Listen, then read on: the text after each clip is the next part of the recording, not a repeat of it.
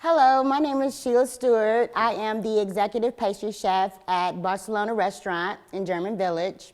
And today I have a student with me. My name is Josh Miller. I'm a first-year culinary student. I'm from Whitehall, Ohio. And today for you, we are going to be making some simple desserts that you can take from the dining room to the dinner party. We're going to start off with an apple cake, a very simple dessert. It's a fall dessert and you're going to love it. So in this bowl, we have our half a cup of butter, and we're going to mix it with our sugar. And we want to use the paddle attachment, and we want to mix this, start off slow. You don't want your sugar to go everywhere. We're going to mix this until it gets nice and creamy and fluffy.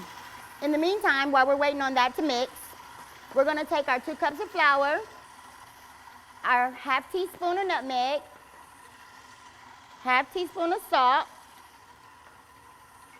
1 teaspoon of cinnamon, and 2 tablespoons of baking powder. And we're going to give this a nice mix with a little whisk, just to bring everything together, to make sure your baking powder and everything is incorporated. Okay, now that we have the butter and sugar incorporated, next I'm going to take and I'm going to incorporate the eggs. They're whole eggs, and you're going to put them in one at a time. And you're going to make sure they're fully incorporated before you add your second one.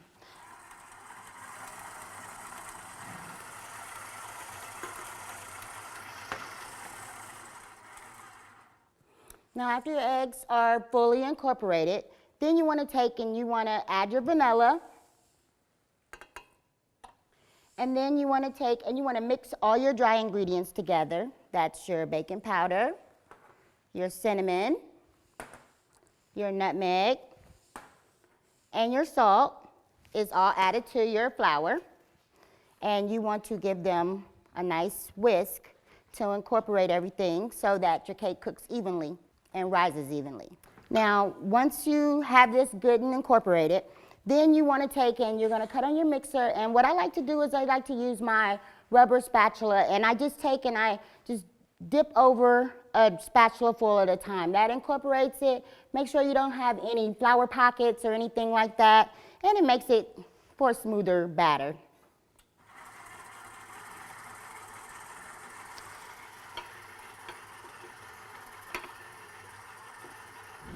So then I add my apples, and another thing, you always want to make sure your apples are uniform, because when you bite into something, you want everything to have the same texture.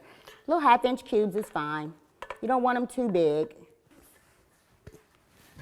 And then you're going to mix this until it's incorporated. And then last but not least, you have your chopped walnuts.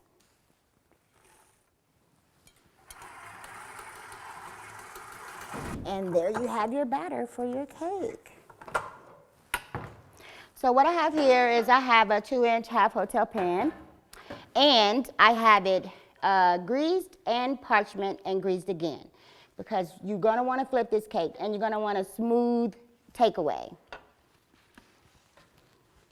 And if you can see that it's really a nice thick consistency. It smells delicious. Too bad we don't have smell-o-vision. Then you just kind of want to even it out. These are really easy recipes that you can do at home. Most of the things in this cake you find in your cabinet. This is going to go in an oven on 350 for anywhere from 45 to 60 minutes. You want to stick a toothpick in after 45 and see if there's anything that comes out. If not, you're ready to go. Okay, and next up we have for you a candied butternut squash with a walnut crumble.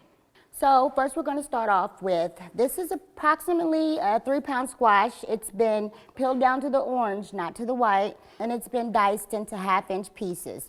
Again, the importance of making sure that your cuts are uniform. And I know you're thinking butternut squash is like something weird, and you're going to look at this little bit of sweetness I put in here, but I promise you it is to die for. So we're going to put in the 2 tablespoons of brown sugar, 2 tablespoons of maple syrup, 2 tablespoons of olive oil, 1/4 teaspoon of nutmeg, and a 1/2 teaspoon of cinnamon. Once this starts coming, I'm not going to say it's going to be a boil, it's going to be a simmer, because you're going to see a couple bubbles at the bottom because you see there's not much liquid.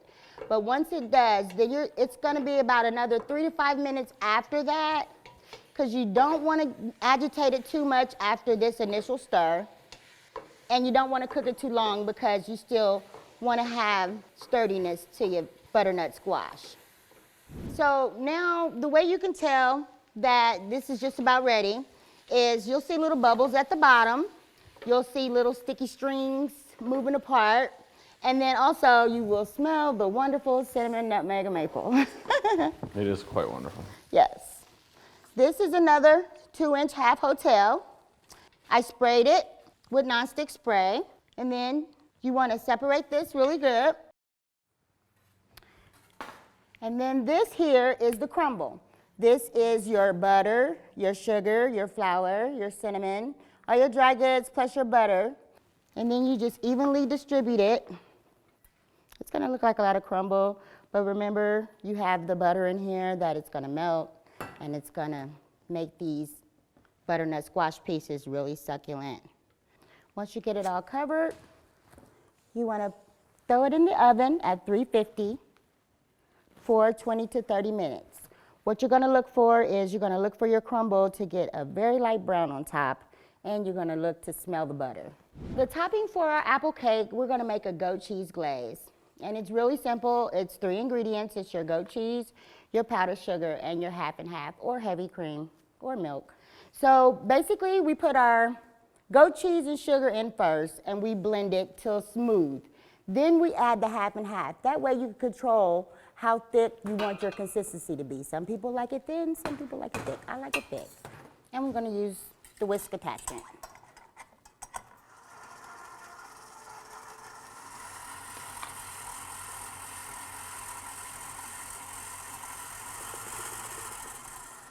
Okay. Like I said, it's really simple and easy. And the way I like to glaze is I like to put it in a pastry bag and cut the tip, and you can kind of get like a nice even glaze, back and forth, you know, crisscross applesauce.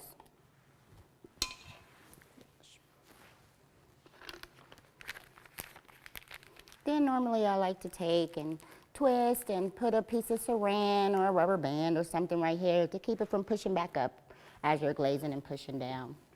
Okay, it's been 45 minutes and the apple cake is out.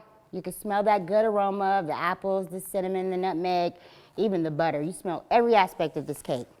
Now normally before I drizzle, I like to cut. The way I figure you can make even cuts is you just go straight down the middle of everything. Cut it in half, you cut your halves in halves, and then cut your halves in halves and halves. The reason I cut first is because sometimes you want to get a little bit of that goat cheese down in the middle when you're drizzling. And then I like to take it and go just kind of, ooh, and then come from the other way. Ooh. You would just serve this like so, right at your dining room table. Then this one, this is your dining room table. This would be your fine dining. So here, instead of cooking it in a 2-inch hotel half, I put it in a 10-inch round, and then I cut it into 12 pieces. And then I like to take and I like to garnish this with a little caramel sauce. And there you have it. That is your dining room, and this is your dinner party. Okay, so this is our butternut squash with the walnut crumble. It's out the oven. You see the nice brown crispiness up top. That's what you're looking for as far as how to get it done. That squash really softened up in the pan. Yes, it softens as it cooks. That's why I tell you to make sure that you leave some texture when it's in the saute pan on the stove. Give me that caramel sauce. Can't never have enough caramel. And there you have it. Then, for our fine dining element, we have the same recipe. We just split it into ramekins, still covered it with the walnut crumble, And then we're going to take a scoop of vanilla ice cream.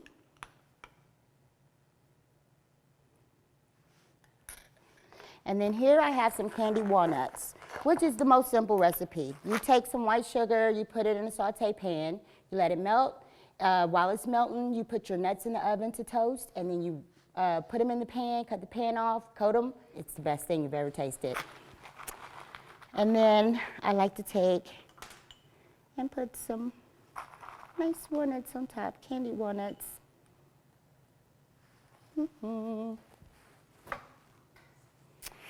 So, there you go. From dining room table to fine dining. Happy eating.